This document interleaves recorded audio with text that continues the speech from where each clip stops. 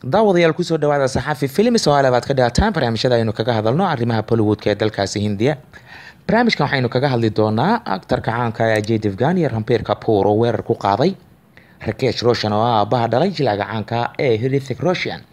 haddaba Hritick Roshan ayaa waxa uu leeyahay silsilada la magac baxday Krish, waxaana la filayaa in Krish 4 ama qaybta afraad ee filimkan Krish oo ah filim superhero dad badanina ay aad u jecel yihiin in qaybihiisa kale uu soo sameeyo Hritick Roshan oo director-ka ahna aabaha dhalay jilaaga caanka ee Hritick Roshan. haddaba ugu dambeyn Hritick Roshan ayaa waxa uu ilaamiyay in maalinta Eid-ka filimka Krish 4 la saari doono tiyaatarada dalkaasi India. haddaba filimkan uu aktarka Kenya wiilka uu dhalay ee Hritick Roshan ayaa waxa sidoo kale wajihi doona carqalad kaga imaan doonta dhanka jilaaga caanka ee Ajay iyo Rampeer.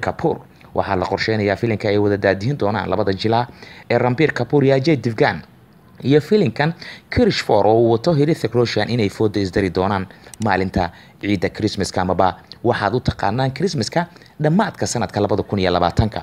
Hritick Roshan ayaa arintan waxay ku abuurtay naxdin kadib markii uu maqlay in Ajay iyo Rampeer filimkooda la saari doono tiyaatarada dalkaasi India isla bisha December Christmas Day-ga oo maalinta filimka Krish 4 la saari doono.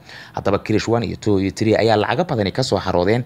haddaba haddii filimkan ay wada wadaan labadan jilaa Rampeer iyo Ajay uu ku beegmo Krish 4 waxaa suurtagal ah in dhanka dhaqaalaha markii ay noqoto uu hoos u dhac ku imaan doono maadaama filimka ay wadaan Ajay iyo Rampeer oo director-ka ka yahay director Love oo aan wali magaciisa la shaacin la sheegay in qisada filimkaasi ay u barbar dhigmi karto ama dusha ka mari karto marka ay noqoto dhanka dhaqaalaha ama sheeko ahaanba uu yahay filim aad u diyaarsan.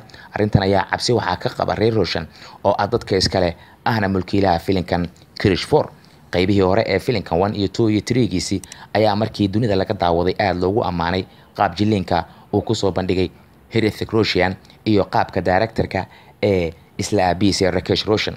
haddaba waxaa la filayaa waxay noqon doontaa filimkan Krish 4 iyo filimka ay wataan Ajay inay foodo isdaraan. waxaana dhici karta halkaasi in khilaaf dhanka aktarada waa Rampeer iyo Ajay oo dhana iyo aktarka caanka ee Hritick Roshan iyo aabihiis Hritick Roshan oo dhana in uu dagaal ka dhex qarxo oo waxaaba suurtagal in Hritick Roshan ay filimkooda dib ula guuraan ama waqtiga u qabteen in filimkaasi tiyaatarada la saaro ay ka bedeli doonaan maadaama Ajay iyo Rampeer iyo director Love ay ku adkeysanayaan in Christmaska 2020 filimkooda tiyaatarada dalkaasi India la saari doono. haddaba daawadayaal intaas ayaynu barnaamijka ku soo gabagabaynaynaa. halka aad ka daawanaysaana waa saxafi films oo alaaba idinla wadaagta dhacdooyinka ugu xiisaha badan ee arrimaha Bollywood-ka. haddaba haddii aadan ka mid ahayn baada ku xiran saxafi films ugu horreynba barnaamijkan aad daawanayso like saar kadibna subscribe ku qabo saxafi films kadibna waxaad taabataa gambareelka si barnaamijyada ka baxa saxafi ay joogto kugu noqdaan fikirka aad qabtid waxaad nagula wadaagi kartaa qaybta comments-ka ee saxafi films. inagoo isku duuban oo baada saxafina intaynu barnaamijkan lamida ku kulmayna daawada waxaynu idinkaga tegaynaa sidaa iyo nabadgelyo.